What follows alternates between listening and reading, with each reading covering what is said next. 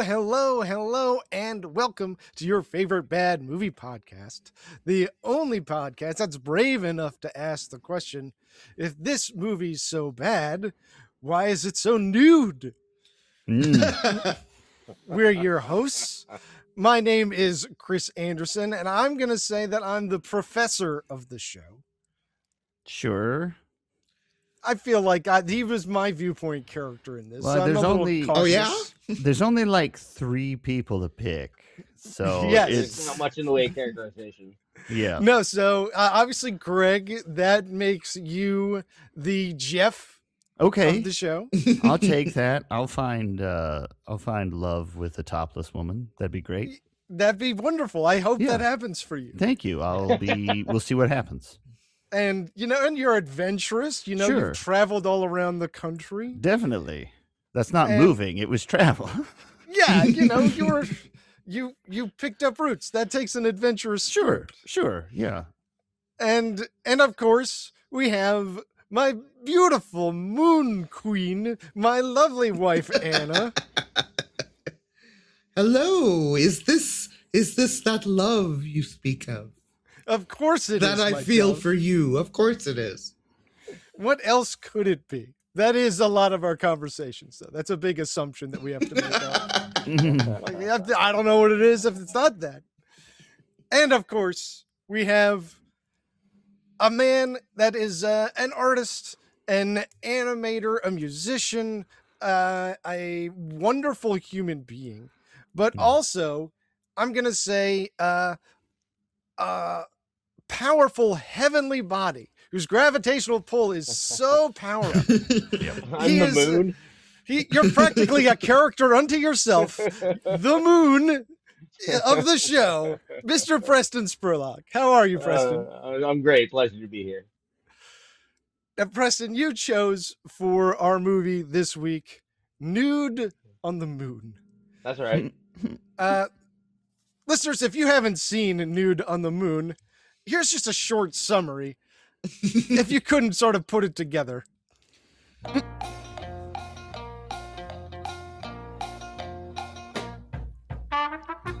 A pair of scientists fly to the moon, where they find a nudist colony, and the hunkier scientist falls in love with the moon queen. You nailed it. Yeah. Yeah, that is the whole plot. Yep. Yes.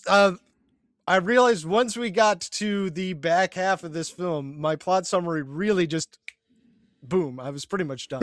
Yeah. Yeah. But a film delightful in its simplicity. Preston, I came to you with the prompt because I know that you're from Florida. And I wanted to talk a little bit about Florida movies because I feel like Florida cinema has its own distinct vibe. Yeah. Sure, why not? Well, just to prove my point, I assembled this little list of Florida movies just to spark the conversation. So we've already done 3 movies from Florida. We have done, obviously, Miami Connection is going to be in Florida. Right. A classic. Mm-hmm. Mr. No Legs, also in Florida. Yeah. And, of course, Ernest Saves Christmas. Mm-hmm. Really? Okay. Ernest Saves Christmas. Wow, He is in Florida. Yep. Okay. With the goblins and everything? No, that saves Halloween. Oh, Yeah, there are no goblins at Christmas. Yeah. There were reindeer. Right. Now, here are some other ones that I feel like these all came out of Florida and speak to the essential Florida-ness that I'm thinking of. You've got From Justin to Kelly, the American Idol movie. Yep. Classic touchstone for our generation, I say. Not that fun to watch, unfortunately. But I recorded over my copy of that. I regret doing that, but I did record over my copy for Justin McKinley. I think I've got it on the Plex, and if I don't, I'm going to. It's worth. Okay. Well, I don't know. It's a film. It's a movie. It should be preserved. We should not forget From Justin to Kelly. Yeah. I did it. Archive it. Yes, exactly. Also, you've got a personal favorite of mine, Kickboxing Academy. Anybody seen Kickboxing Academy? No. Nope. Very No. strange kids kickboxing movie Okay. where the evil dojo is chanting at the tournament at the end, cheat, cheat, cheat, cheat. Sick. That's how you know they're evil. Fucking Yeah. love it. It's really good. You've also got another personal favorite of mine, Only the Strong, the definitive capoeira movie. Oh, I was gonna. that's yeah, a good yeah, one. yeah. Ace Ventura, Pet Detective. Sure. course. Definitely a Florida movie. Yeah. Yeah. The Day of the Dolphin, a movie that I fucking hate with my life. What is this You film? had such a bad reaction to that movie. I've heard the It's title. the movie where George C. Scott unwittingly trains the dolphin to assassinate the president of the United States. Oh. But it features a dolphin that has that they have taught to speak English, but like every time it speaks, it's so horrible and unnatural, and Chris just had a real hard time with it. Okay. It fucking sucked every time that dolphin talked. I would have killed that thing with a hammer, I tell you what. Wow. I had a real, it was like mocking humanity. Like, who the fuck are you? Shut the fuck up. Wow. Get out of here. Wow. Real bad vibes from that dolphin. You also got Mr. Nanny, the Hulk Hogan movie, Oh. where he's tied up in a tutu on the cover. Yeah. Yeah. Wild Things. Yeah. Oh, yeah. Classic. Yeah, it's a great movie. Similar vibes, Palmetto. Yep. Oh, I've seen that one. I think I've seen that one. I saw it in the theater. Nice. Yeah, that was a classic, like horny but semi-respectable movie. It walked that line very well. I like it when it's semi-respectable and horny. Yeah, best of both worlds. Mm-hmm. You also got John Leguizamo's The Pest. That feels very Florida to me. It is.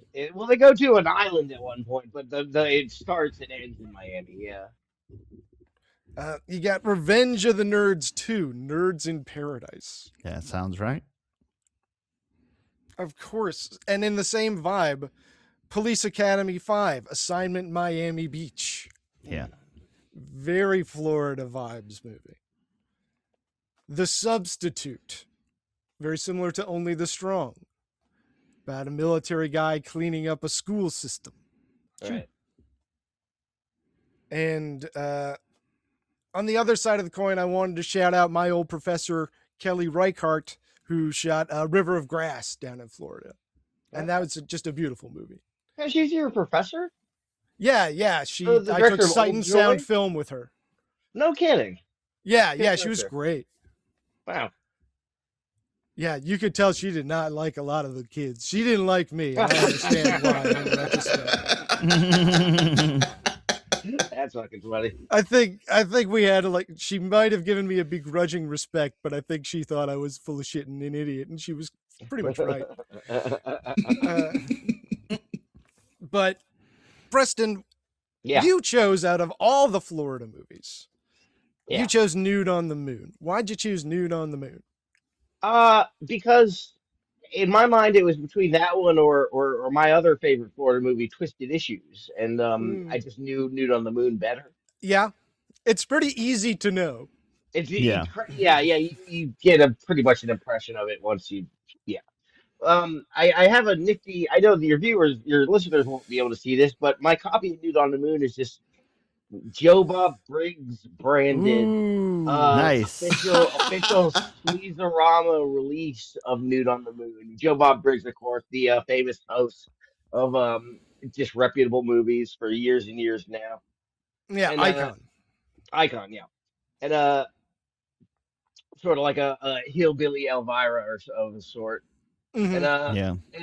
And he there's a little bumper at the beginning of the presentation where he's basically just eulogizing the loss of drive-in culture. He's at like a derelict drive-in and talking about how shameful it is and what it used to be, and then he goes on to dish the movie for a few minutes in a comedic way, and then Yeah. it's fun. It's a lot of good fun. Yeah, sounds good. Yeah. Well, I had not seen this one before. I had seen some later Doris Wishman. Yeah. I'd seen specifically the Chesty Morgan films, Yep. which Chesty She Morgan? directed really late into her career. yes, that was in her mid 70s. She worked with an actress called Chesty Morgan, who famously had a 73-inch breast Okay. Oof. circumference, and they were confronting to look at. I did not find Chesty Morgan erotic. It was really disturbing. In Double Agent 73, she had a Wow. camera implanted I in see one what they did breast there. and a Okay. bomb implanted in the other, and she could activate them by squeezing them. Right. So Huh. you had to make sure you don't mix them up. Yeah, you want to Right, know which one's the right. camera. You want to know which breast has the camera and which breast has the bomb at all Camera times. in the breast? That sounds so painful. It all sounds pretty painful. Yes, Yeah, no poor level Chesty of Morgan bomb, yeah. suffering for her art. Yeah. There's a great my other favorite Doris Wishman movie is the disreputable documentary about sex changes called "Let Me Die a Woman." Mm. Very guttural, unpleasant, tactless movie. If you can find a copy of it. I've got it up on the Flex. I have not brought myself around to checking it out. I do not know if I want to go through that It's at got some any given graphic, point it's in my got life. some ugly graphic surgery in it. That's Oh. kind of the selling. That's kind of the selling point. Okay. like a ball Yeah, sack gets slit I open and definitely stuff. don't need to watch Surgery. That is definitely one that will be kept on there as an archive. I am not ever in surgery mood. Had either of you Yeah. two, Greg or Anna, seen Nude on the Moon before? Never No. seen it, never heard of it, didn't ever know of, was it Doris Wishman? Was that her name? That's Mhm. right. Yeah, didn't know about her. When it was just like one of 8 nudist films, I was just like, what could that even mean exactly? When I say nudist film, what pops into my brain? And all it was just nude people? And that's Yeah, as far as I much. got. That's as far fun. as they got. I mean, there's a lot Yeah. of nudity in this movie, but I wouldn't say that anyone is like nude. It's Fully. unerotic nudity for sure. Yeah. It's pretty functional. Yeah. Anna, what were your impressions of Nude on the Moon before you had seen it? What were you thinking going in? I mean, I've been vaguely aware of the notion of nudist films as a way to get movies with nude people in them even aired or distributed before the late 60s or whenever it is that you started to be able to get real pornography. Mm-hmm. But I hadn't seen one. But I had never seen one, and it was fun. It was This yeah. was this was at least marginally more fun than a lot of the others that are just slice of life travelogue type things. This at least tries to shoehorn a science fiction plot into the undertaking. Yeah, and I did watch, before this, I checked out Blaze Star Goes Nudist, which was another one of her films, which Okay. did at least feature a very lovely Blaze Star in it, and a lot of nude women sort of just hanging out and vibing. And that Yeah. seems to be what a nudist film is. It's just nude Yeah, women their vibes. just hanging out. Maybe Vibing. they're doing some mild activity. Volleyball. Maybe not. There's always volleyball. Yeah, maybe Yeah. a little volleyball, maybe a little like splashing each other. I'm gonna take a wild gander, take a wild guess, and say like maybe some sunbathing. Yeah, yeah. very good guess. Yeah. Maybe like a croquet game Ooh, or You know- feeding some ducks. nude croquet. I feel like would be kind of freeing. Yeah, that would You be a know? nice afternoon. Yeah. Well, do you guys want to hear about the context I got on old Nude on the Moon? Yes. Yeah. Let's hit it.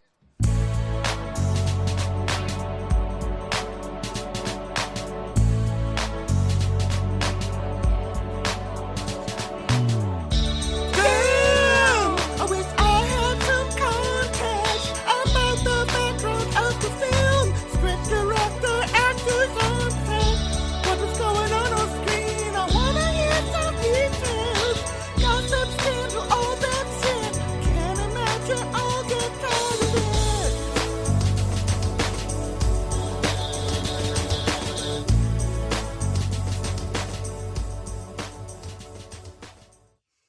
So Nude on the Moon was released sometime in September 1961. The exact date is lost to history. What a shame. By which I mean it was not on IMDb or Wikipedia. So There you go. what more do you want from me? Our director is Doris Wishman, and we had 4 taglines. Wow. Perfect. Wow. Tagline number 1. A truly different adventure. Sure. I guess. I love it. Yeah. I mean, the title already sells you, so you just need Right. a little Yeah. button. Yeah, right. Yeah. Yeah. It really yeah. is the perfect title. Tagline number 2. And the heavens brought forth the wonder of woman. What? Okay. That one seems very of its era. This Yeah. feels like that must have been a style. Yeah. It's very early 60s sci-fi movie, Yeah. Mm-hmm. which I kind of like about it. I think one of the things that I like most about the movie is how much it resembles any other sci-fi cheapie of the time, Mhm. except for Yeah. the nudity. And yeah. Yeah, it really is a genre fusion, which I think is interesting. Tagline number 4. A 3. truly Wait, did different we adventure. Oh, You number skipped 3. 3. I'm sorry. Yeah. Number 3. A truly different adventure takes you out of this world. Woo. Okay. Yeah, see, you don't need to gild the lily. A truly different adventure is fine. Mm, All right, last but not least, man discovers a nature camp on the moon. That's functional. yeah. I feel like, yeah, it doesn't tell me anything that the title didn't already Title, yeah, imply. right. Yeah, Right. exactly. I mean, that's sort of the problem is you don't really need more. Like the tagline should just be, did you read the title? Yeah, exactly. Yeah. So, in the late 50s, our nation's pornographers struck a blow for free speech with the court case Excelsior Pictures Corporation versus the New York State of Regents. Guys, look at this It's research I'm doing. exciting. I'm slam It's dunking. Yeah. It's exciting. Yeah, really. Good lord. The New York Court of Appeals said that the film Garden of Eden, the first nudist film ever shot in color, could not be censored because while the nudity displayed therein might be considered indecent, it could not be considered obscene because the nudity of a nudist is by definition non-sexual. What? Okay. Yeah. So it created this very specific legal precedent. And so it opened the floodgates, and nudist films started popping up in theaters all across the country. Doris Wishman was the foremost filmmaker working in the genre, making 8 nudist films to kick off her 30-film career. Wow. She is considered, I saw one source calling her the most prolific female director of the sound era. Wow. Ow. She's up there. Yeah, And that's she pretty must wild. be. If somebody, listeners, write in to Favorite Bad Movie Pod if you know a female director with more credits in the sound era. We would love to shout them out.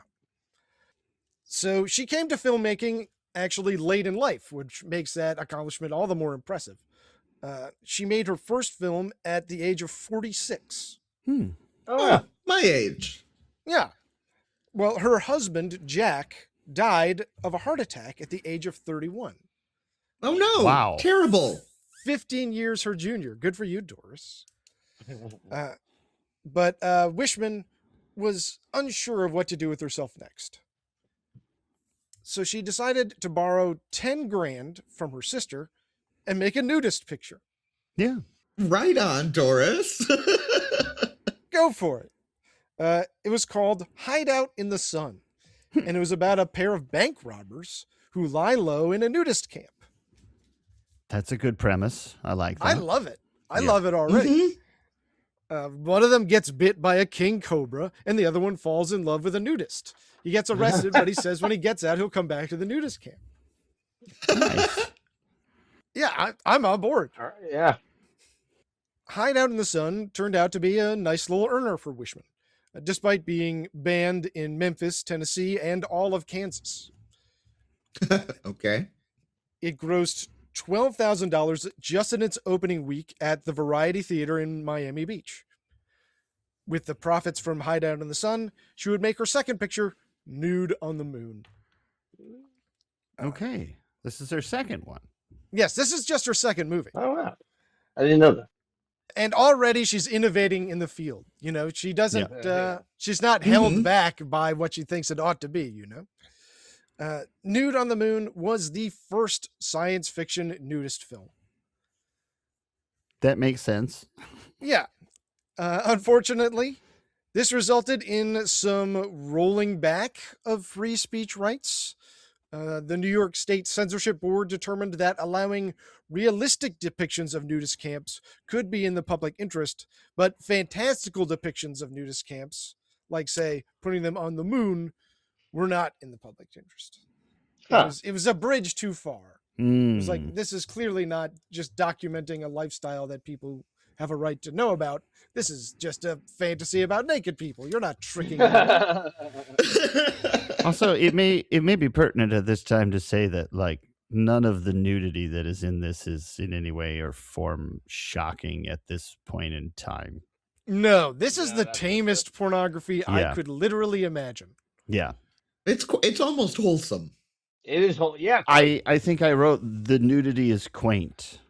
Yeah. Wait. I feel like this should be the pornography you give your child. Do you know what I mean? The gateway pornography. Just like, here, you need something. Watch Nude on the Moon. It's fine. You're 12. It's fine. This is a safe one for you. Yeah, if you just stick with this, no problem. You'll be almost normal, I'm sure. I feel like, man, I don't know. I just feel like this is going to give you some strange fetish or something, you know? Maybe, but, you know, if that's A as lot bad of as us it have gets, those. Yeah, I suppose yeah. that's not the worst get thing. those in the any world. which way. At least it'll teach you to respect the Queen of the Moon. That's true. So, critics also didn't much care for Nude on the Moon. What? I don't know why. It really delivered on the premise. Dave Kerr described it in the New York Times as inadvertently hilarious. Okay. I mean, that's fair. Yeah. It's got a New York Times review. Wow, what a world. Yeah. What a different world. I mean, maybe it wasn't contemporaneous. I'm not sure. Still, even if she wasn't going to set them on the moon anymore, she did still stick with nudist pictures until the genre died out, making movies like Blaze Stargo's Nudist and Gentlemen Prefer Nature Girls. By the mid-'60s, the nudist film trend died off. Wishman transitioned to sexploitation films, specifically roughies, a more violent subgenre of sexploitation films. In the 80s, Wishman retired from film work, taking a job in a sex shop in Coral Gables, Florida. Okay. In the late 90s, she started developing a cult following after some of her films got picked up by Something Weird Video. Yeah, that makes sense. She even ended up making 3 more films before she died in 2002. She also had 2 appearances on Conan O'Brien, one with Roger Ebert. Wow. That's I'm pretty sure you cool. can find those somewhere, but I forgot to look for them. Other nudist films of 1961. Yes. Yes. You've got Nudist Life, As Nature Intended, Shangri-La, Okay. Diary of a Nudist, Nudist Memories, and my personal favorite of the year, Around the World with Nothing On. Oh, that's really nice. Yeah. Yes, that sounds like a fun watch. Well, you guys want to talk about the plot of Nude on the Moon? As it were. I sure yeah. do.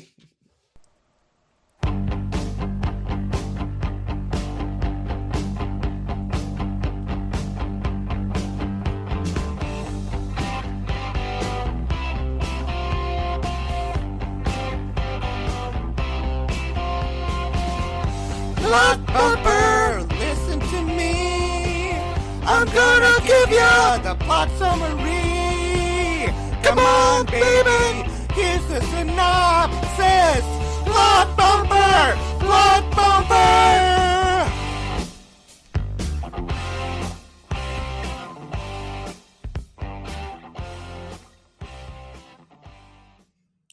So we open on an illustration of a lunar landscape with Yeah. the Earth in the sky. Yeah, we sure do. Ralph Young sings a jazzy theme song, Moondoll, in its entirety before our title appears on screen. Yeah, great song.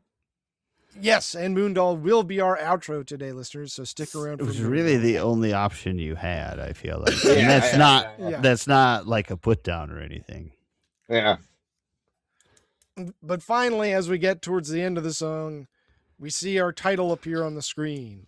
Nude on the Moon. And there's just a loud bang, at least with the first nude. Like, it was so loud, there's like, oh, like I like jumped back for a moment, and it was just very hilarious for it to be like, nude. And it was just like, hell yes. Okay, yes. It wants your attention. It's got it. Yeah, what a great title as well. I mean, Yeah. unforgettable. Yeah. So our hero, Dr. Jeff Huntley, blandly handsome, hops in his giant boat of a convertible and goes for a drive. And we're going to put this in that category of bad movie where you see someone hop in their car and go for a drive. They might even talk Yeah. about where they're going to go and then Yeah, talk yeah. about the drive after they've had it. Yeah, I'm going to put Birdemic in that class. I'm going to put No Legs in that class. It's a classic bad movie move. Yeah. Eat up some time. Yeah, exactly. He eventually pulls over into a payphone, and he calls his friend and mentor and coworker, the professor. And he tells them that he has exciting news for him and that he shouldn't leave the office. He's going to be there in 5 minutes. Don't worry, I'll be there in 5 minutes. We couldn't just have him show up and talk to the professor. I also like, No. I love that it's like, it couldn't be like, I'm going to be there in a half an hour, so don't leave. It's like, I'm almost there, so don't go away. It's like, why didn't you call Just around the sooner? corner. And it was at this Yeah. point that I wrote, already this is great. Yeah. You know that you're already like sort of lost in this sauce. This is the sort of haze of a movie you're going to be in. Yep, this kind of fever dream. What a pleasant fever dream. Yeah. We're just like, yeah, just tell me a story. Whatever's happening is what's happening. Let's And I go. love, yeah. So the professor does send home Jeff's clerical assistant, Kathy, despite her office crush on Jeff. He's married to his work, after all. He is one of the world's leading rocket scientists. Jeff rolls up, and he does indeed have good news. His uncle is dead. Mm-hmm. His uncle Ted made a fortune in the fur business, and he left our boy Jeff more than enough money to build a rocket ship to go to the moon. No more courting investors. They're going to do it themselves.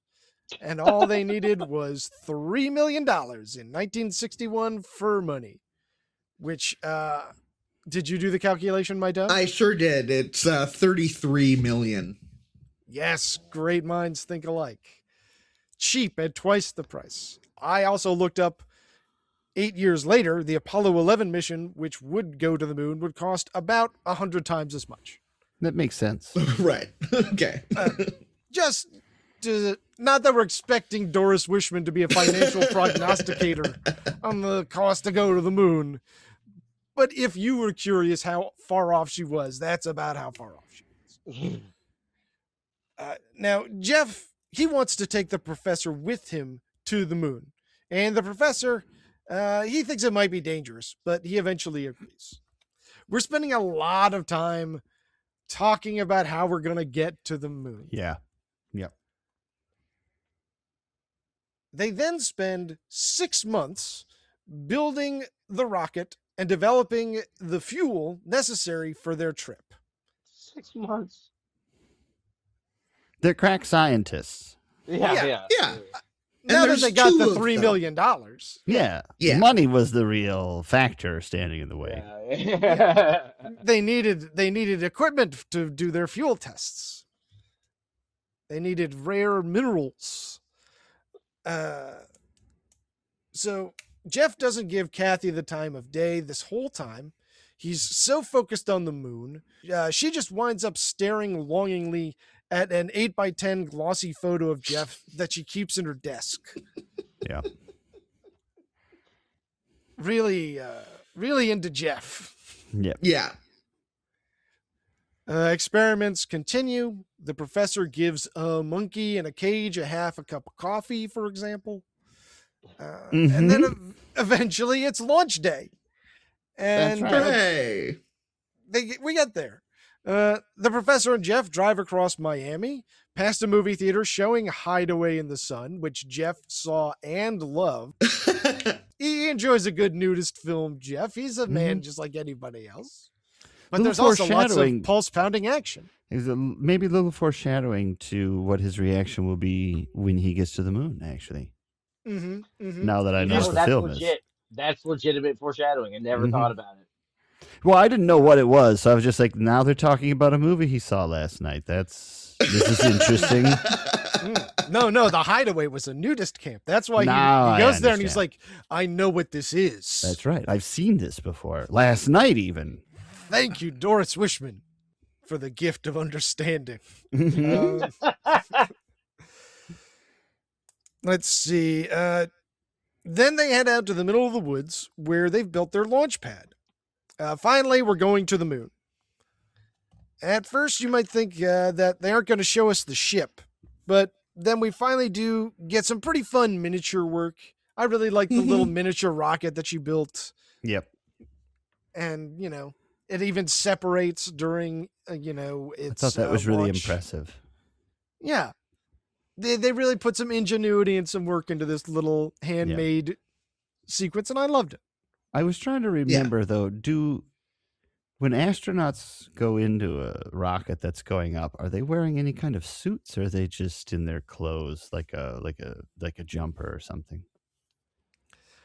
I think they'd probably want to wear some sort of something. I bet there's a thing that you'd want to wear. I feel like there's got to for be the something. G-forces. Yeah.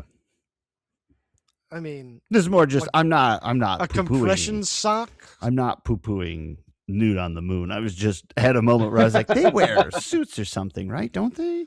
Do they? I mean, they're probably at this point still wearing, both these characters wear identical speed suits, both Jeff and the professor. It's a really great look on the both of them. Yeah, it's true. They both are dressed exactly like Dr. Venture. Okay. We're on the moon. They're on the moon. Congratulations. Yeah. Oh, well, We've made they're it. about to land on the moon. Oh, But Jeff and the professor fall asleep. yeah. And you might think maybe this is setting out some sort of was it all a dream situation. But then the rocket lands and they both wake up and this is never mentioned again. There's a fun detail when they're in the rocket that kind of goes unnoticed because it doesn't strike exactly, but they're talking on CB radios to one another while sitting directly next to one another. Yeah. Yeah. It's really just funny. adorable. Yeah. Yeah. I love Well, that. in space, no one can hear you scream except through a CB radio. Yeah. So finally, the movie has gotten to the moon. Half of the promise of the premise has been fulfilled. It's taken a long time. I want to say, did anybody clock at what point they got to the moon? I wanna was say at least trying. 20 minutes. I was trying to figure that out, but it was at least 20 minutes. So the first thing the professor and Jeff notice when they land on the moon is that it is covered in greenery. The first thing that we in the audience notice is that Jeff and the professor's spacesuits are completely wild. Yeah. They are bananas. Yeah, I really Colors like for them a no lot. reason. Yeah, they're great looking. They really remind me, like, they feel like they would make more sense in a black and white movie from the late 40s. Yeah. These feel 15 years out of date. Yeah. Cosmonauts or something. Yeah. But also, like, part of them is like one of them has a bright red Zentai suit, and the other one's wearing a bright green Zentai suit. So they also look very much like Power Rangers. Yeah. But like dime store Power Rangers. It's also interesting And also to me that Santa's elves. Yes. Yes. Yeah. The red and green is very Santa coded. And the cut of their leather tabards are also very Santa coded. I like that they cover them up entirely except for like the neck. Mm-hmm. Oh yeah. It's like there's no exposed skin except for on obviously the entire neck. The neck can be exposed to space. Yeah, it's fine. Well, and It also- does well. The visor is just for blocking Well, out you the don't sun. right. You don't know that till later, but No. yeah. And they definitely breathe oxygen through just like a small disc in They front got of like their butane face. looking tanks on the back too. Yeah, yeah. Yeah, just blowing air directly into their faces constantly. They figure that's better than a helmet for some reason. But also, what I liked about having the visors down is all the dialogue in this movie is ADR'd, and having the visors down really must have saved them a lot of time. That's a classic animator trick, throwing a helmet on your character and your lip sync Give is them a so easy. mustache or something. Mhm. Yeah, totally. Yeah, classic stuff. So they begin sort of idly wandering around the moon doing science. Yeah. They only brought 10 hours worth of oxygen for each of them. It was 13 actually. 13 originally. They've burned through They've 3. used 3, so they've got 10 left. Okay. Long day. Yeah. I'm going to say Well, I'm gonna be tired. there's- It's a long day on There's the all moon. those specimens up there. Yeah, and you'll be on such an adrenaline the whole time. Yeah, it's true. This movie is just go action nonstop. Well, I mean, that's what all the coffee was for. It's true. And they had a nice long nap before they landed. It's true. Mhm. They find a field littered with softball-sized gold nuggets. But Jeff says they'll probably turn to dust on the return trip for no apparent reason, so why bother taking them back to the ship? No need. Real cynic, this Jeff. Yeah. The professor really wants to take the gold, though, very badly. Right. Yeah. I mean, obviously, if you bring back a huge lump of gold that you found just in 10 hours walking around the surface of the moon, people are going to be like, okay, I will happily finance your trip to the moon now. Yeah. That Yeah. seems like a great proof of concept. Once again, the professor is my viewpoint character. I don't know about you guys. I am lost in the sauce. I'm actually suggesting you don't bring the rock on the ship. There's no space for it. That's why you're a Jeff. I'm just concerned, is all. I mean, what if it doesn't turn to dust, Jeff? Have you even considered the fact that it wouldn't randomly What if turn it makes to dust? us crash? What if it makes us crash? Next time we come, we're building in room for at least one gold. Obviously, mistakes were made. Came all this way. Eventually, they come across what appears to be a man-made stone wall. And a convenient ladder. Yes, they also find a ladder. Just like on Earth. Now, wait a second. A wall, maybe that's natural. A ladder, that seems... Do fool me twice. Broken clock. So they take turns climbing the ladder, and they're both surprised to find on the other side of the wall a nudist colony. Well, nudist isn't quite accurate. Everyone there is in their skivvies, and one lady sitting on a throne is also wearing a cape. The cape and throne indicating her rank as Moon Queen. Yes. And they, of course, we know they're from the moon because they are antennaed. Yeah. Yes, I love the antennas. They're Very nice. real cute. Yeah. Yeah. Dorbies. Jeff stares at the Moon Queen enraptured, while a pair of moon men grab the professor. They drag him away, where a moon lady zaps him with her hypnotizing moon wand and tosses him in the moon dungeon. So I feel like it's a bit presumptuous of us to say that all that it can do is hypnotize people. I feel like it might be able to do more things and that we should just find out more about the moon. Else. I just feel like we should find out more about the moon before we talk about the moon. Look, if I see somebody use a screwdriver, I'm not going to be like, oh, maybe that's also a hammer. Like, how many things do you need a hypno wand to do? All right, that's fair. I'm just saying. As the Jeff of the group, I'm just saying that maybe we shouldn't jump to conclusions. You're killing me. So then immediately after that happens, the exact same thing happens to Jeff.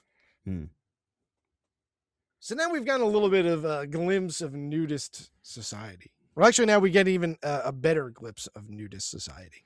Because they all gather around the Moon Queen, just like they do in every nudist colony. And the Moon Queen uses her telekinetic powers to tell them that she will convene the Great Council to discuss what they will do with the Earthmen. I think that's just telepathic. Telekinetic would be if she threw things at them with her mind. Yes, absolutely. It's very important. Yeah. No, thank you. I all don't about the want to. I don't discourse. want to get the letters from the telepaths. Well, but of course, telepathy is another great ADR trick. Yeah. Yes. Oh yeah, for sure. And the Moon Queen's telepathic voice is very, very creepy. It is a whisper that has been turned up in the mix, and it just set. Let me see if I can. I'm going to try to talk like the Moon Queen, and then I'm going to turn it up later when I edit this together. Hello, Jeff. You are an Earthman. We will decide what to do with you at the Grand Council. And he's just like, Jesus Christ, this fucking lady's creeping me out. But now that we've gotten a glimpse into nudist society, have you guys ever met any nudists? I have a nudist story. No. No, I never. have not. Well, a nudist came into where I work. And if you're listening to this and you know where I work, no, you don't. And a customer came in. I was new in town, and he's introducing himself. And he's like, "Oh yeah, and I maintain the nudist camp outside of town. I'm I'm on the board there." I was like, "Oh, okay. Okay, that's cool, man." He's like, yeah, it's great. It's so relaxing. You should come check it out sometime. I'm like, well, I don't know, man. I don't know. I don't know. Is my polite way of saying no. Yeah. And so he keeps on talking about it. It's like, oh, we got a pool there. We got some trees. We got, this, that, and the other. And, on Saturdays, people bring their whole families by, and you should see the kids running around. Like, nope. Yeah. Nope. Yep. Nope. I don't need to be around naked kids. I don't need that in my life. Yeah. No, thank you. Yeah. No. Hard pass. So yeah, that was my one and only encounter. And I don't know why he thought that would be a selling point for me, and that doubled me down. I mean, like, nope. Yeah. Definitely not. Maybe it's because the nudist isn't trying to convince anyone to become a nudist. It's just trying to find other nudists. Yeah, I mean? I think he's thinking about it. He's not thinking about how it sounds to me very much. Right. He's thinking about how it sounds to him. It's just like everyone's free and open, and we can just be ourselves. Right. Like, yeah. And some of us are terrified of that kind of freedom. Yeah, I don't need that. Yeah. I don't want to know you, and I don't want you to know me. I like especially this not level with of, anybody at work. Yeah. Oh, that would be so bizarre. Yeah. See him at work later? Yeah. No, thank you. I don't know who else is in the club. I don't want to know. So the Queen assembles the Great Council, which appears to be made up of all the exact same people we saw in the previous scene. I counted in the credits. There are only 14 moon people, including the Queen and 2 children. Okay. And there appear to be 2 men, so that would be, about 9 women? So the queen tells the council, don't worry. They're probably nice. And the council is convinced. They let the Earthmen free. They're a peace-loving people, the moon people. It's true. It's true, but it does make me feel like the Great Council is very much figureheads. Yeah, I mean, I didn't really think about the politics of it. I think they're just running cover for the queen. Do you know what I mean? Like, you all Yeah. know. Yeah. You who's need to running make it shit on look the moon. legitimate. Yeah, don't worry. Yeah, the council will have their say. That's right. So the professor and Jeff, and it's definitely not that they didn't want to hire another voice actor. No.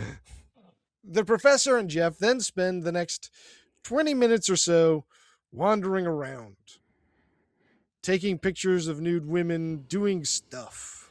So I wrote down all of the activities because I got a little curious. And so this is Okay. what we've got from a little bit. So we got sunbathing.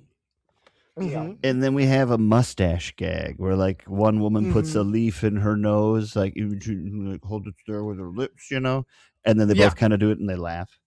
That was And great. then I thought that was there's- really charming. I like that a lot. And then there's one that I wrote bathing because it's like people at a pool, like kind of bathing, but they're not really doing anything other than like being in the pool. Was that the one where they were like gesturing vapor onto themselves? Yes, actually, yes. I thought of that as bathing in the vapor. Okay, Like sure. they bathe in Sure. vapor, like a chinchilla bathes Yeah. in sand. Like moonbeams. Yeah, They're bathing in sure, moonbeams. Sure. And then the next section I wrote was child rearing. I don't fully remember what happened, but it was taking care of some kids. Yes. Then there was sunbathing / pranking, which is where one woman was asleep and the other one's just like kind of touching her with leaves. And she's like, what is that? What is that?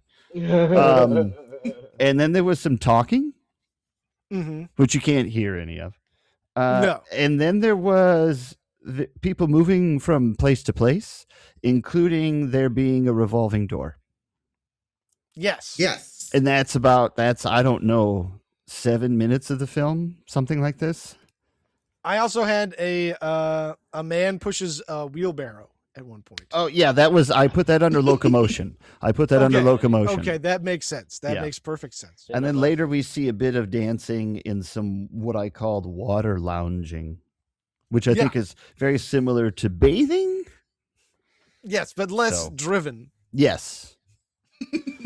So those are some activities, and maybe all of the activities you would see of topless people doing in Nude on the Moon. And I'll say one difference between Nude on the Moon and Blaze Star Goes Nudist. Blaze Star Goes Nudist, the women are bottomless, but you still never see any genitals. That's always Okay. facing away from the camera or obscured. Sure. But there is at least butt in Blaze Star Goes Nudist. And obviously giving the Moonanites panties sort of frees up your blocking a little bit. Yeah. You know, it Yeah, for doesn't sure. feel as like you're, under that same formal constraint. Yeah.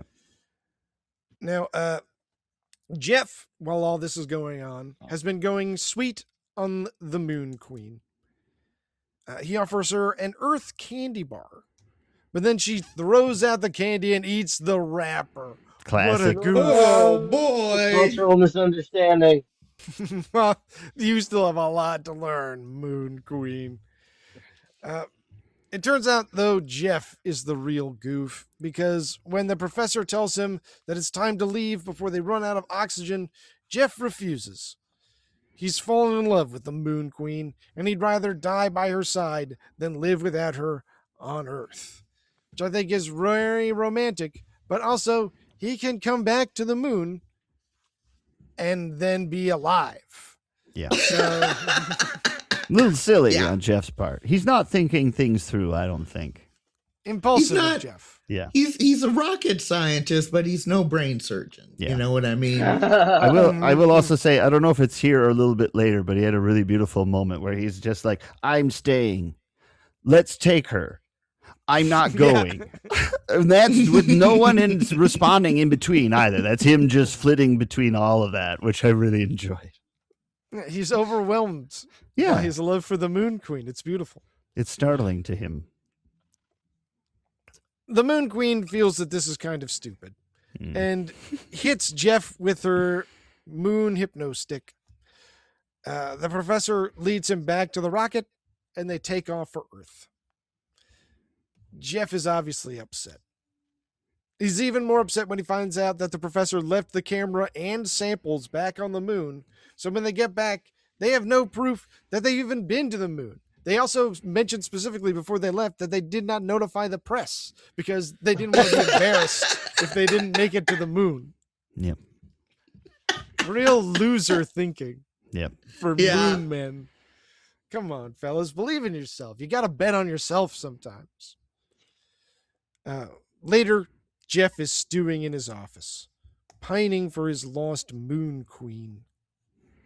But just then, Kathy walks in. Jeff briefly imagines her in panties and a cape. And she's the spitting image of the moon queen. I can't believe you're here on Earth. I didn't lose you after all, he says, before embracing his employee, which must have been very upsetting for her. But I guess she didn't mind too much. I was gonna say she's got an 8x10 of them in her desk drawer. She's probably pretty ecstatic at this point. You can call me Moon Queen if you want. I've always been on Earth, though. Then we cut to our title card of the lunar landscape again, and Moon Doll, the love theme from Nude on the Moon, plays again. The end. Yeah. Bing, bang, boom. Final thoughts, 5-star ratings. Greg, in terms of watchability and weirdness out of 5 stars, what do you rank Nude on the Moon? So I'll tell you, for the first half, I would have ranked those watchability pretty high.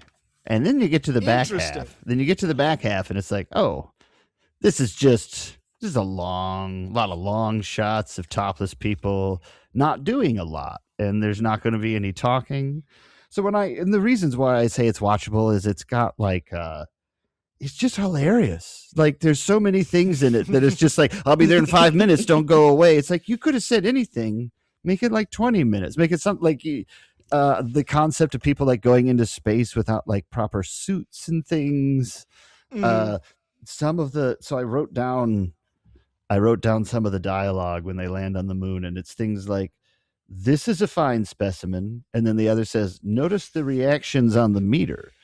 And then the first one says, the reactions are even more pronounced here. Like it's this kind of level. And it's just like so delightful to me that it's so, they're trying to be specific and yet they don't know anything, so they can't say anything. And it's just like really, when they find the ladder, like, oh, this is nice. It's like, it's a fucking ladder. They all communicate telepathically. You can tell that either because they didn't want to bring too many people either to pay or because the grounds wouldn't let that big of a crew there. They're like, no sound. It's like, perfect. Don't record anything sound wise. Keep it cheaper. Make it go faster. Just little things like that. And then the back half is just like, oh, it's just going to be this long shot of a person sleeping. Great. They're topless, so that's something. So I'm going to say for watchability, I'm going to give it a 3 because I think even though it kind of peters out, it's still got this like curio kind of quality to it where it's like, even when it's not fun to watch, it's still kind of a joy in a way, because how else are you going to see a thing like this? And it's also weird to think about this being like controversial in any way when it's just like, this is just people talking without shirts on. And they're not even talking. Like standing. Yeah. So I'm going to say 3 for watchability. And it's a little weird. I don't know how it's hard to put a number to the weirdness in a way. That's fair. So I'm going to keep it real middle of the road. I'm going to say 2.5. Okay. The Coward's 2.5, Greg. Listen. We're really antagonists this episode. 1 a year, I'll give you 1. Anna, do you have a watchability and weirdness rating? I had some similar thoughts to Greg, although I thought that honestly the first half requires some dedication. Whoa. It requires some dedication to get to the breasts in the Interesting. second half because it does really feel like an ordinary sci-fi cheapie. And while those are often very funny, they are also very dull. Yeah. And admittedly, I don't know how many of those I've seen, so my enjoyment of that first half might go a little further. Yeah. I don't know. I would put its watchability at about a 3 or a 3.5. I think it is really just interesting and fun and silly, and what Greg said about just watching it and being like, oh, this was controversial, because it's not, like these women are not Chesty Morgan. These women all have like completely ordinary, like B cup or lower breasts, and that in and of itself, I'm seeing at honestly, least some is C's up there. Listen. okay. Well, it doesn't really matter. Cup sizes are overrated. They vary. They vary. No, they vary with band sizes. So there's not. Anyway, I got lost. I got lost in the sauce. It's all right. I'm sorry. I threw you off when I said C cups. That's entirely my fault. Weirdness. I do think it's kind of weird. I would put it up at about I'll give it a 3.5 for weird too. All right. Yeah. I think that's a completely fair rating. And I do think it's interesting, Greg, that we're sort of having a repeat of what we have with Screamers, where some of us really love the first half of the movie and some of us really like the second half of the movie. And there really is a big turn in tone at like right at the halfway point. Yep. I also found the second half of the movie more engaging, I'll confess. I gave it 3 stars for watchability. It takes a while to get there. But once you're on the moon, this movie delivers. If you like watching topless ladies just hanging out and vibing and you want them to do it on the moon, this movie's got you, and not something that I found like fascinating to watch, but I found sort of pleasant to have on. Yeah. The back half of this movie is like a good screen server. You know what I mean? Screen saver. Jesus. Anyway, for weirdness, I give it 4.5. I went a little higher on weirdness. Wow. I think just because I think the nudist film is a weird genre just in general. I don't want to discount how weird a nudist film is, and I think this is a weird example of that genre. Yeah, and exactly. It's also weird that they spend so much time on the logistics of going to the moon. I think that's a very, even if you wanted to load up sci-fi up front, to have it start off with, we're going to start building the rocket now that we have the money, to start that far back in your story is just weird storytelling to me. And everything that happens on the moon is weird. Obviously, that's just all weird things going on all the time. I think if this movie isn't weird to you, you're just sort of a nudist film sicko. Do you know what I mean? Like, you have to be a nudist film guy to be like, oh, Nude on the Moon is normal, actually. Yeah. Nude on the Moon is actually normal to me. It's normal.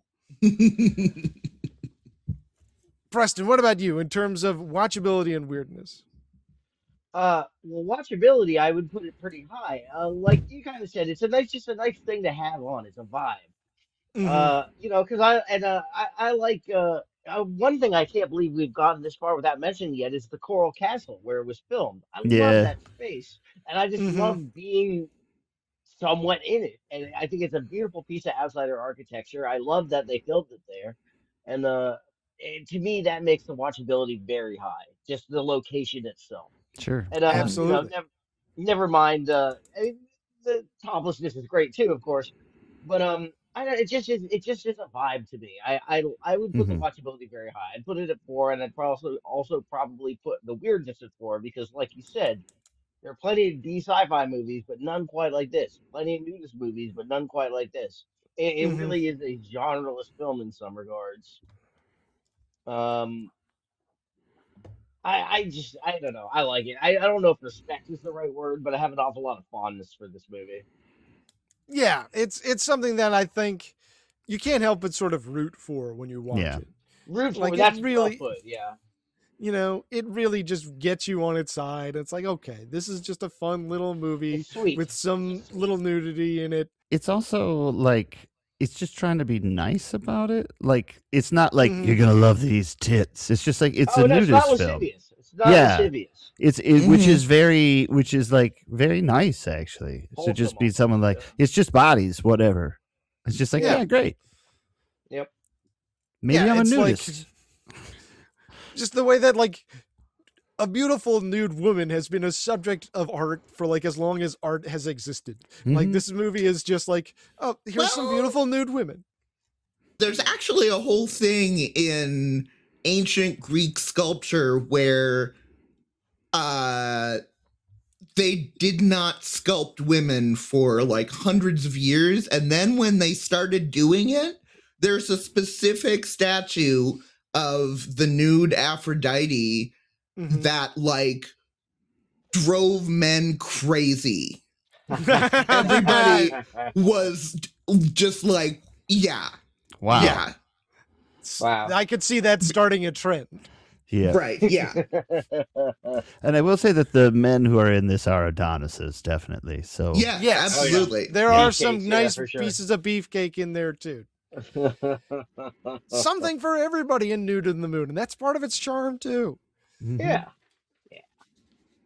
Well, Preston, Yes. I have good news for you as a fan of Coral Castle.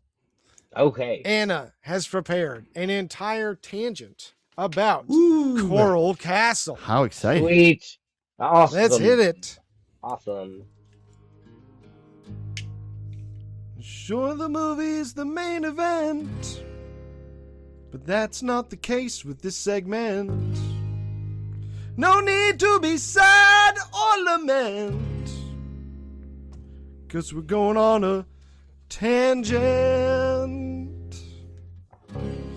Yeah, that's the name of this segment. Going on a tangent.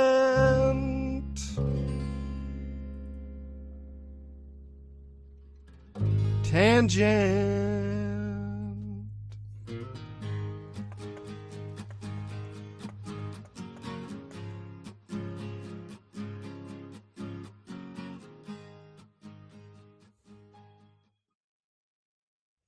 Okay.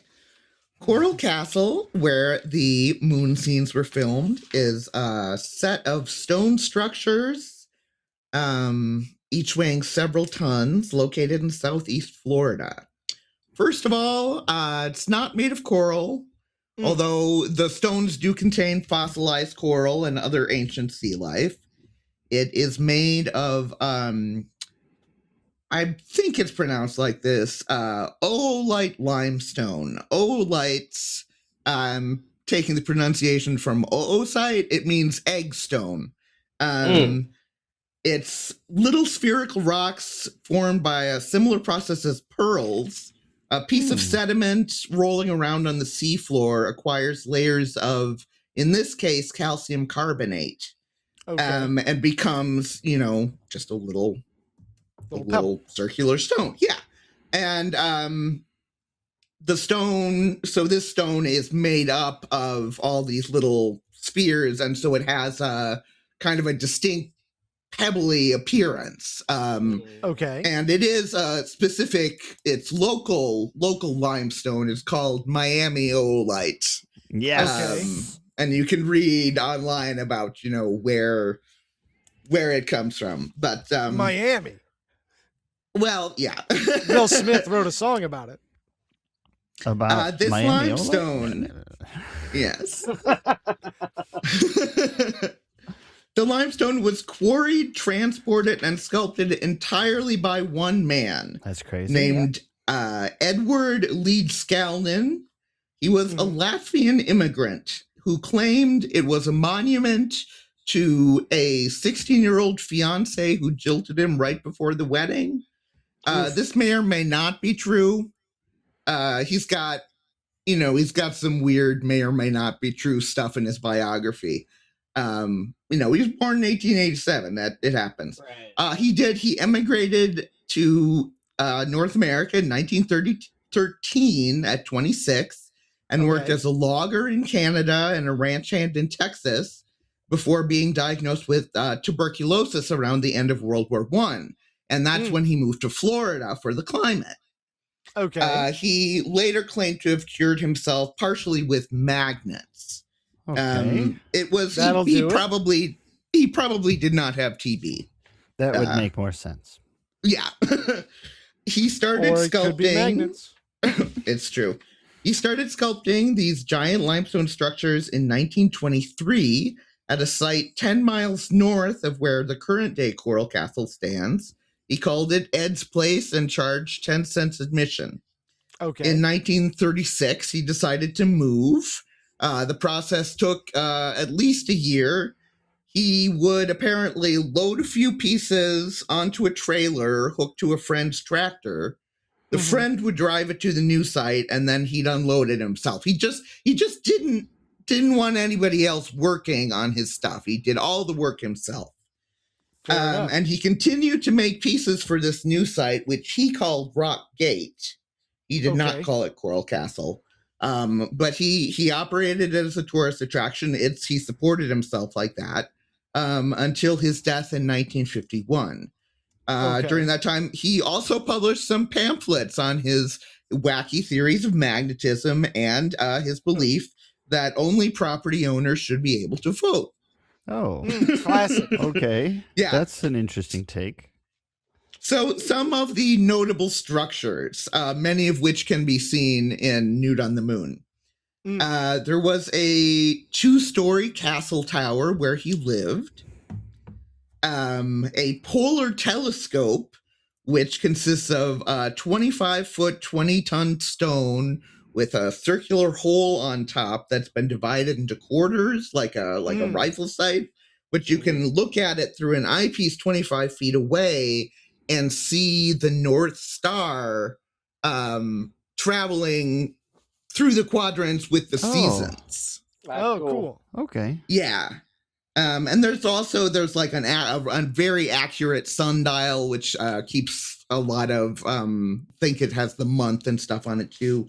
There's a lot of furniture, including a table shaped like the state of Florida, a bathtub, of course, 25 rocking chairs. Okay. A lot of rocking chairs. And Yeah. Greg mentioned the revolving door. That is the Rock Gate that he named the place after. It is a 9-ton, 8-foot tall revolving gate that fits, the stone that revolves fits within an inch of the walls on either side. And it was so well balanced when he built it that it could be opened by a child. Wow. And they didn't know. That's one that nobody really knew how he did it until it stopped working in 1986. And, they brought in some cranes and discovered that he had drilled a hole all the way down the center and inserted a metal shaft that rested on an old truck bearing.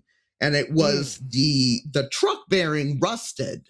And that's what made it stop moving. And they repaired it in 86 and again in 2005. And apparently it doesn't work quite as well as it used to. Yeah. You can't get that original unfortunately. engineering anymore. Yeah. Yeah. All told, Coral Castle includes 1,100 tons of stone, all assembled without mortar. It's all using weight. That's crazy. By one man. Yeah, wild. most carved from single blocks averaging 15 tons. The largest is 30 tons. Now, while he was alive, when people would ask about, how he could do this all by himself, he would tell them that he understood the laws of weight and leverage. But, because he never let anybody see him working on it, and he was a very weird guy, and he was also a real little guy. He was apparently like 5 foot tall, 120 pounds. Huh. Like over the years, it's kind of got mythologized. You know, Yeah. people will say As that it he should. had that he had supernatural powers, or you know, that he was building on ley lines. In fact, the official website really kind of leans into it. It has a lot about, you know, engineers being mystified, and the tagline calls it a captivating world where each stone holds a secret and every corner whispers a tale of ingenuity and mystery. It's But- truth. But of course, he left behind tools, photographs, and even film footage that show how he did it. There's actually, this film footage is even on the official website. Like, he, you know, he was a logger, and he learned how to move very Giant large. trees. Yeah. So yeah, he basically was just very good with pulleys and chains, and I guess he used a lot of old car parts to build machinery, and Crazy. yeah, just Pretty did it cool. all himself. Pretty great. Crazy. Well, God bless him. Indeed. We love an outsider icon. Yeah. Yeah.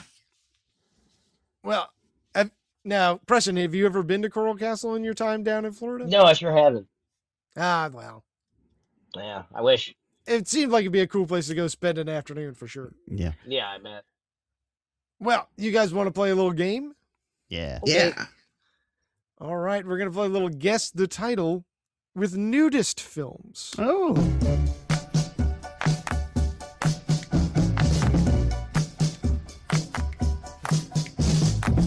Let me tell you about this brand new game where you guess the movie's name.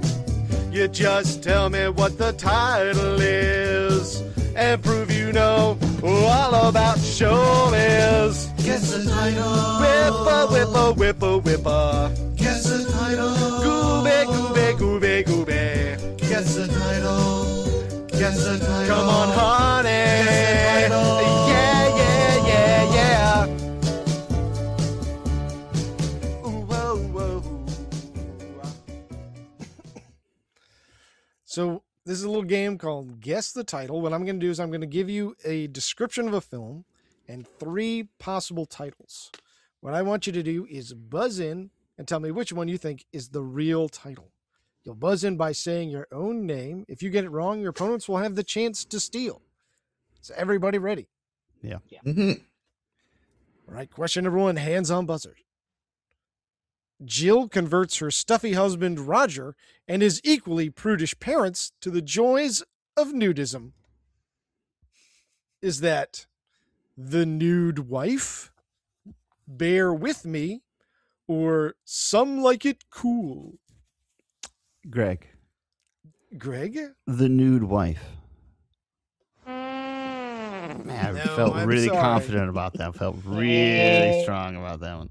That's Buzz. obviously going to be a Chris original. Preston. Bear with me. Too good. Yeah. Oh my No. goodness gracious. No, that was also a Chris original. It was That literally too good. Some Like It Cool. Some Like It Cool Okay. is also a pretty good title. Yeah. Yeah. You are cool when you're declothed. Question number 2.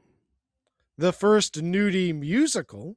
This movie's about a nightclub singer and a comedian who discover that their girlfriends spend their weekends at a nudist club.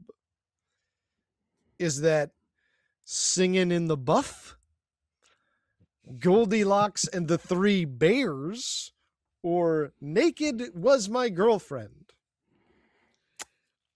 Anna, Anna? Goldilocks and the Three Bears. Yeah. Oh my gosh, sweetie. Hey. You're taking a commanding lead early in the game. Question number 3. A young millionaire is obsessed with a woman he keeps dreaming about, even though they've never met. Eventually, he finds her, and she's a big-breasted stripper who lives at a nudist camp.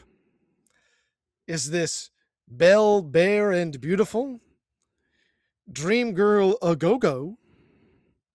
Or Nudity Is It? Greg. Greg? I feel like I'm going to regret this, but nudity a go-go. Dream Girl a go-go, I think was the one you Sure. It wasn't. Preston? Ding, ding. I'm gonna go with the last one. Nudity is it? Nope. I'm sorry. Man, sucking today. That's okay. Anna, 3 points up on the board. So what was it actually?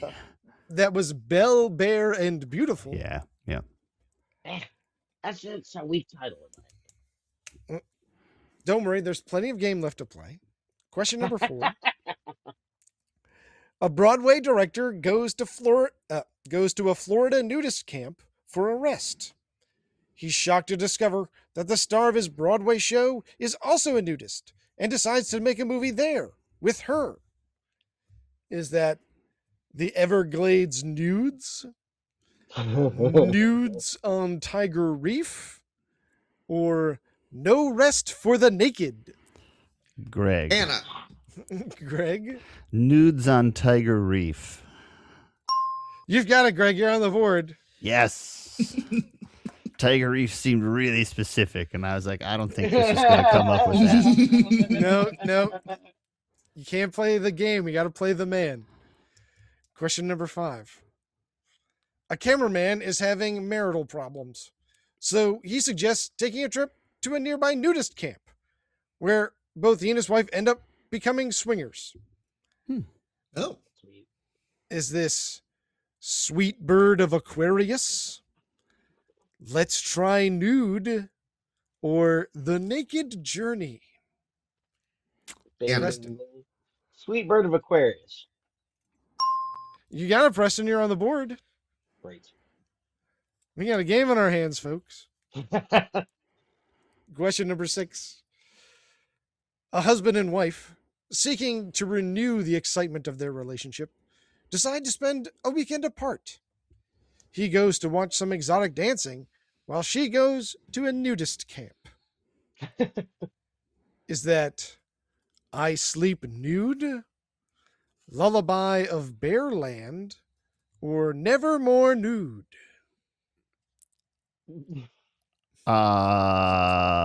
Greg. Greg. Was there one called I Sleep Nude? Yes. Yeah, I'll go with that one. No, I'm sorry. It wasn't I Sleep Nude. Oh, boy. Preston or Anna? Wait, wasn't one of them Lullaby of Bearland? Correct. Okay, great. All right. Right now, the score sits Preston at 2, Greg at 1, Anna at 3. Question number 7. Okay.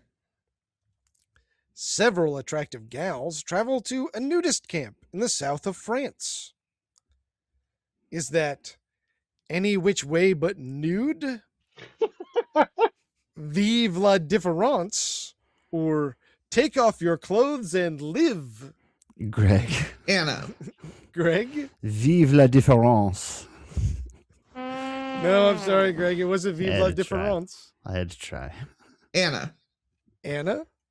Take off your clothes and live. You've got it, my dove. Wow. It's a good one. Damn. Not just a title of philosophy. Question number 8. A photographer discovers 2 shipwrecked women and 1 man living as nudists. Is that Adam Lost His Apple, Never Kiss an Octopus, or The Island of Lost Bikinis? Greg. Greg? Never kiss an octopus. No, I'm sorry. I had to go That with one it. was bait. Preston? The first one. I forget. Adam Lost His Apple? Yeah, gonna go with that. You're correct. You could tie it up with this last one, Preston. Oh boy. Question number 9. A group of women in a beauty contest decide to create a temporary nudist camp, but face opposition from some of the locals. I don't know who these fucking locals are. It's just temporary. It's just for the weekend. Is that Around the World in 80 Nudes, So Many Nudes, So Little Time, or Nudes of All Nations? Anna. Anna? Those all sound viable. Nudes of All Nations. You've got it, my dove. You're our big Hey. winner. Get zoo.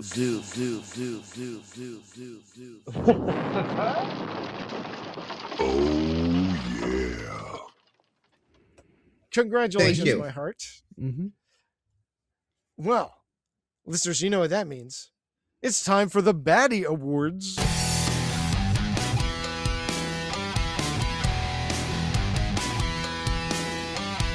Now you're messing with the Baddie Awards. Now you're messing with the Baddie Awards. Now you're messing with the Baddie Awards. Now you're messing with the Baddie Awards. Congratulations to all the nominees. That's right. Congratulations to all our nominees. It's the Baddie Awards, celebrating the moments, lines, cast, and crew that make bad movies so good. We finally got there, listeners. Anna wrote me a thing. Anna's the writer of the family. I should have gone to Anna. Instead, right now I'll go to Greg. Greg, do you have a Baddie Award? Yeah. So there are some dialogue exchanges in this that are really top tier. So my honorable mention is when he gets the money and he's like, I've got $3 million after taxes. And it's like, I'm glad they included that little slice of life reality in it. But my favorite, Doris Wishman knows what's up. she does. My favorite, and I don't know if this last line is spoken by the professor, but at least the first two are spoken by a wistful Jeff. But it doesn't matter because the three lines are priceless. They have mischief in their eyes. I wonder what they're up to. Well, we'll come back later. Just beautiful. Absolutely loved it. Yeah. Fantastic Baddie Awards, Greg. Anna, do you have a Baddie Award? I do. I'm going to give my Baddie Award to the concept of cheating out. Okay. Which is when on stage, if two people are, or in front of a camera, if two people are having a conversation, they don't face directly at each other.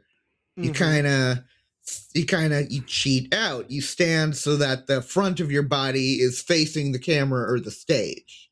And all the Moon ladies are very good at that. Yes. Yeah. Well, I'm going to give my Baddie Award to the professor's hair. Which Yes. Was weird. really hypnotized me for the first 5 minutes of this movie. It looked like it was made of liquid metal. Yeah. I find it very hard to clock. It seemed like perhaps they put white shoe polish in his hair and he was just like a younger man that they were trying to age up.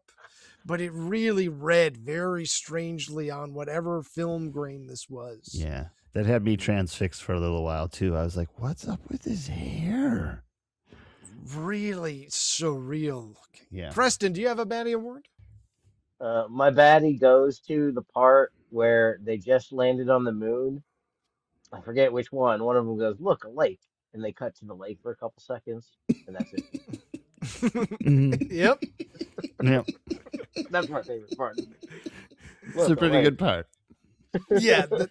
That is the sort of simple charms that you can find in Nude on the Moon that, Exactly. How could you complain about? You really would have to be a spoil sport to not like Nude on the Moon. Yeah. I think so. I think it's a very charming movie. Mm-hmm. Well, Preston, you've been a very charming guest. Tell my our pleasure. listeners what have you got going on? Where can people find you? I'm on the internet. My Instagram is actually _Preston_Spurlock. I'm working on some commissions right now. I'm in the 6th year of a feature-length animated movie, which I might actually might finish this year, which I'm excited Nice. about. Oh shit. Yeah. And I'm just keep busy, watching movies. I got an antenna for my TV, so now I can watch network television. I'm excited about Oh, that. sick. Yeah, it's a different landscape now, but not that fucking different. The commercials are different. Yeah, But I the can only shows are still imagine. the same.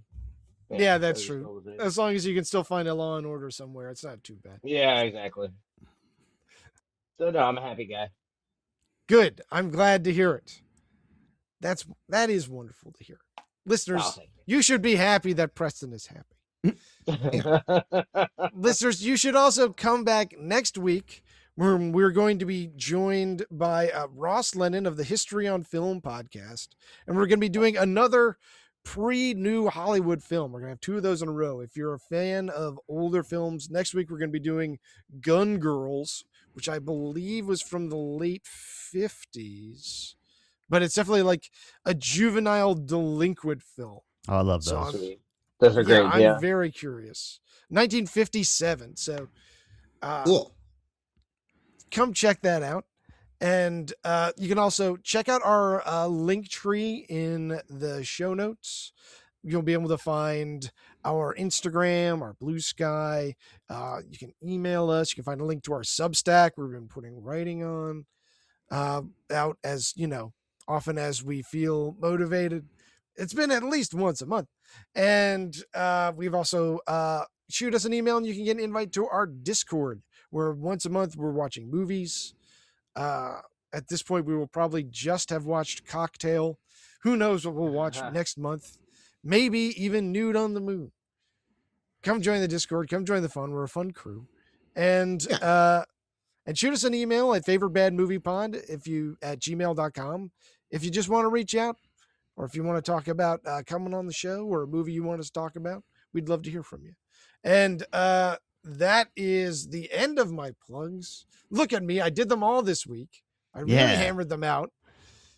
Listeners, if you stuck around this whole time, you deserve to hear a little bit of Moondoll. So until next week, be good and goodbye. I'm Goodbye. mooning over you, my little moon Bye. dog, with a sad and broken heart. I'm mooning over you, my little moon dog, for soon the time will come to part. I'm crying over you, my little angel,